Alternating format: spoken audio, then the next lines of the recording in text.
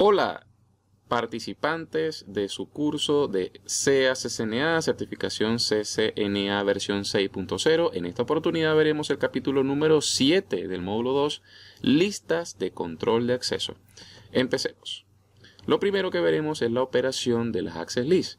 Y lo más sencillo que hay que explicar en este punto es que usted se imagine que está yendo a un automercado. Y al ir al automercado usted tiene una lista con los posibles productos que quiere adquirir y con los precios que está dispuesto a cancelar, a pagar por esos productos. Pues usted comienza el recorrido por ese automercado evaluando los diferentes productos con su lista en la mano, evaluando siempre los productos desde la parte superior de la lista hacia la parte inferior de la lista. Toda vez que coincida el producto que usted está buscando con los precios que está dispuesto a cancelar, pues usted introduce o no el producto en su carrito de compras. Pues bueno, algo así sucede con las access lists. El access list simplemente es una lista con una serie de parámetros que van a filtrar el tráfico de acuerdo a lo que yo decida, de acuerdo, por ejemplo, a las direcciones de origen o a las direcciones de destino que va el tráfico o a los protocolos que quieran alcanzar ese tráfico. Yo puedo filtrar, ¿sí? Entonces, básicamente, las access lists son mecanismos de control de flujo, son mecanismos que proveen una cierta seguridad, más no la debemos considerar una seguridad total.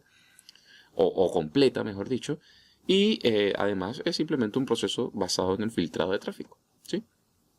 Su implementación entonces está en el modelo OSI entre las capas 3 y 4. Básicamente usted se enterará de otros tipos de access lists en sus certificaciones superiores, pero por ahora, para los efectos de CCNA, esta es en la que debemos prestar mayor atención. Otra de esos ingredientes que debemos estar atentos en la operación de las access lists es cuando el tráfico va de entrada o el tráfico va de salida por una interfaz. Para entender esto es tan sencillo como que imaginemos por un momento el tráfico desde un computador. De hecho, creo que lo mejor para aprender esto es que usted siempre diagrame el tráfico. Si usted, por ejemplo, quiere filtrar que este computador pueda o no acceder a un destino, bien sea por su IP o bien sea por el protocolo que quiera alcanzar en ese destino, pues usted simplemente se imagina el recorrido que hace ese tráfico. Entonces, por ejemplo, se puede imaginar que este computador se conecta a esta interfaz de este router, o el tráfico en algún momento llega a esa interfaz del router, y por tal motivo el tráfico va entrando, va en el sentido de entrada, ¿sí? Y en consecuencia usted debe agregar un access list que filtre el tráfico de acuerdo a el ingreso del tráfico, ¿sí? O también tendrá pues la opción de hacerlo de salida, es decir, cuando el tráfico abandone el router con destino ese target que usted desea, ¿sí? Ese objetivo. Entonces, bien puede usted colocar access list en la entrada o bien puede colocarlos en la salida del tráfico, y eso va a depender pues de algunas recomendaciones que se hace para colocar access list. Pero lo más importante en este caso es entender qué significa que una access list se coloca en el sentido in o que se coloca en el sentido out. Y muy importante recordar en ese proceso in-out cómo se está comportando el paquete, ¿sí? Porque, por ejemplo, en estos casos que acabamos de mencionar, recuerde cómo sucede el intercambio de direcciones IP, ¿sí? Por ejemplo, cuando un tráfico está entrando por esta interfaz, entonces esto tiene un IP de origen, el tráfico tiene ahí una IP de origen y una IP de destino. Y lo mismo ocurre cuando el tráfico va de salida. Cuando va de salida, aquí tiene una IP de origen y una IP de destino, ¿sí? Y otra cosa también va a suceder cuando ese tráfico sea respondido por el objetivo que queremos alcanzar, entonces va a cambiar, ¿no? Va a haber una IP de origen, destino, distintas a cómo el paquete salió. Entonces tenemos que evaluar en función de eso cómo queremos colocar el access list para que tenga el impacto que queremos que tenga. De cualquier modo, la mejor forma de aprender esto, como siempre, es a través de un laboratorio o en nuestras clases en vivo de CA/CCNA. Otra cosa importante es el concepto de wildcard, algo que se introduce en la creación de access list para que ese filtrado de direcciones IP pues sea mucho más preciso. Por ahora, yo tendría una única recomendación. Para entender cómo se obtiene una wildcard, pues no es más complicado que simplemente colocar en alguna parte, en una hoja, una constante que es esta, ¿sí? Usted va a colocar esta constante, 4 veces 255, y a continuación usted le va a restar la máscara de la red que usted quiere involucrar en el access list. Por ejemplo, supongamos que nuestra máscara es 255.255.255.0. Esa es la máscara de la red que usted quiere colocar en el access list. Entonces usted lo que hace es simplemente restar la constante con la máscara. Si usted resta eso, ¿qué valor va a obtener?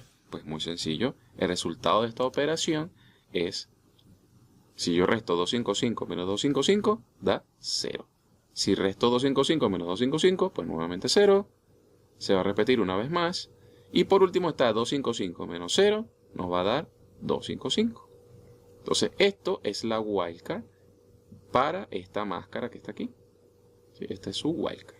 También se conoce como la máscara invertida. Este es el inverso de esta máscara. Y simplemente se obtiene restándole a esa constante la máscara de la red que queremos involucrar en el access list. Así de sencillo. Por supuesto, hay explicaciones mucho más complejas. Las wildcards también tienen propósitos más finos que, por ejemplo, comparado con una máscara de subred, y se puede utilizar para hacer match de cosas tan atípicas como, bueno, direcciones impares o pares y cosas por el estilo, pero mantengamos por ahora esto sencillo y coincidamos en que se obtiene de la manera en la que acabamos de explicar. Algunas de las otras cosas que tenemos que tener en cuenta es dónde ubicar las access lists, y para eso hay que entender que entonces existen access lists estándar y existen access lists extendidas. Básicamente un access list estándar es un access list que solamente evalúa de dónde se origina el tráfico. Y simplemente va a estar en un access list que yo coloco para filtrar solamente basado en el origen del tráfico. Sí, solamente me interesa de dónde viene y más no a dónde va. Mientras que una access list extendida, pues sí, una access list extendida evalúa el origen, el destino y además de eso el protocolo que está transportando ese tráfico. Usted se preguntará, bueno, ¿y por qué no utilizamos siempre access list extendida? Porque parece que fuese algo mucho más completo. La verdad es que habrán situaciones en las que necesitemos herramientas de una forma o herramientas de otra, así que digamos en la variedad está la flexibilidad de la implementación. Así de sencillo. En consecuencia, como sabemos que existe una access list estándar y una access list extendida, entonces se recomienda que las que son extendidas se coloquen lo más cerca al origen de ese tráfico que yo quiero evaluar, ¿sí? Suponiendo que yo quiero filtrar este computador, yo quiero filtrar que este computador acceda a un recurso que está en este destino, ¿sí? Entonces, supongamos que el destino además es un servicio web. Entonces, vean, acuérdense que usted debe hacer una simulación del tráfico. Bueno, ese computador quiere acceder a ese servidor web. Entonces el tráfico va a ir por aquí, va a ingresar por la interfaz del router. Por tal motivo, si yo quisiera implementarla, bien pudiera colocarla en esta interfaz de entrada, ¿sí?